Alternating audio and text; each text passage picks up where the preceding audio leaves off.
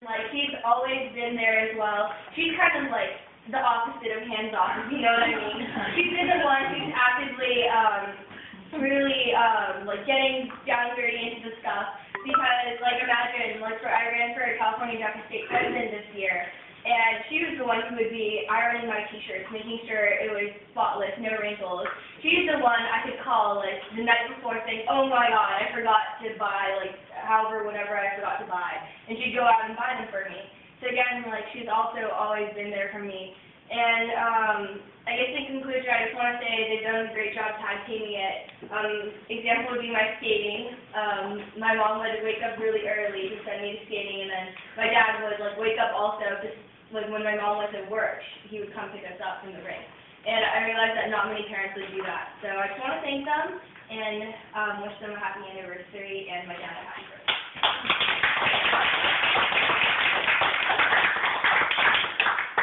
To make it short, I want to say also thank my parents both for everything they've done. I remember there was a period in my life where I lived with my dad who was going to grad school at UC Berkeley. So it was me and my dad. I think I was like 9, and just an example of just how my dad has always been very supportive for me. I was interested in locks, and so I just took apart the door lock and couldn't figure out how to put it back together. I was 9. And so the door was just, you couldn't lock it. So I learned a valuable lesson not just in how to put the lock back together, but also don't play with the lock of the front door. Anyone would come into the door. He never yelled at me. He was just like, this is how you would do it. And he gave me the freedom to just make my own choices and do the things I want. As some of you guys might know, I was an engineer, and then I decided to be a lawyer. And, even the last couple of years, both my parents have always kind of been there for me when I decided that I didn't want to go to a big law firm. I wanted to be a public servant and work for the federal government. They didn't quite understand what I was doing, but they had enough confidence to let me make my own choices. And I think that's kind of the freedom that I needed to grow and be the person that I could be so I could be happy and also lead a really fulfilling life and have meaning. I think I really appreciate that. I think in the last couple of years, I've hopefully gotten a little more mature, and so I try to now, I feel like, try to better understand my parents. And I realized that I actually don't understand them very much. As a case in point, my dad, when I come back, I'd be here for a few days, we'd go out to lunch, and sometimes my dad is like, oh, anything you want to eat is fine, we'll go to whatever restaurant, you're home for a few days, wherever is fine. So one time I was like, oh, I want to go to this like Indian place, it has really good chaat, let's go there. My dad's like, okay, sure, anything is fine. So after we get to the restaurant, he asks the waiter, so anything here doesn't have any spices? And then at this point I realized that he doesn't like spices.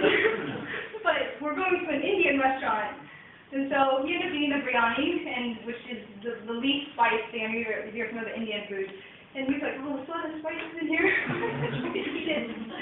So, just small things like that, just talking with them more and try to understand how they think. And my parents, if you know anything about them, their background is very complex. They went to the Cultural Revolution, as a lot of people did in China. And they've done so much. And they've come here and, bought a house, have a family, raised kids. It's very, very impressive. And so I feel like it's my turn to really try to understand them, what they've been through, and do a better job as their daughter, because, one day, all of us, we're going to be supporting them and helping them figure out what, as they get older.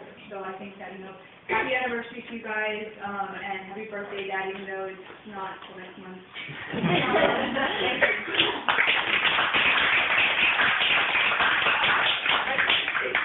So this is from where I work. So it's very convenient, but it's very nice also. You want to open it up? Yeah. Okay. This is a little something I thought it was pretty. I'll open later. Yeah, open up, fine. It's nice when your office has a gift shop. It's very convenient.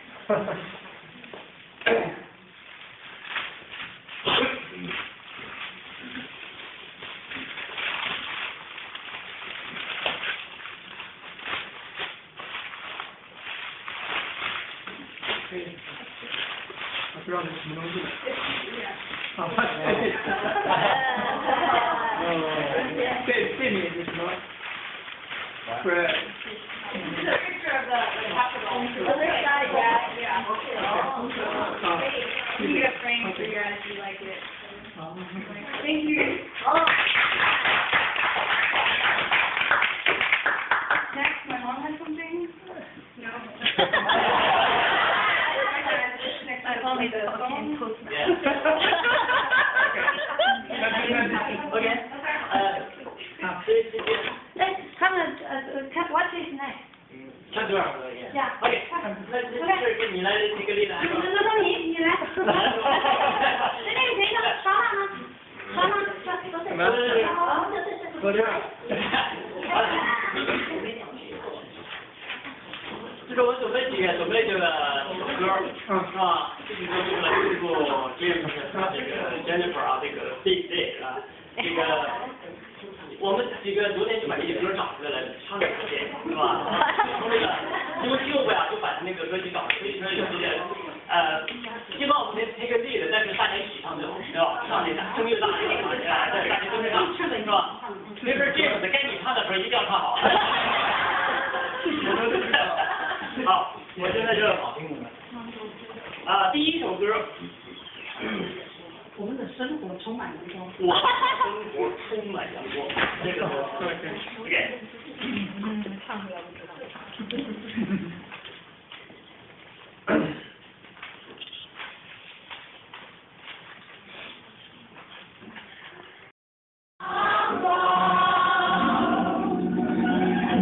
个怎么像那个实践呢？还练过的，还过的是。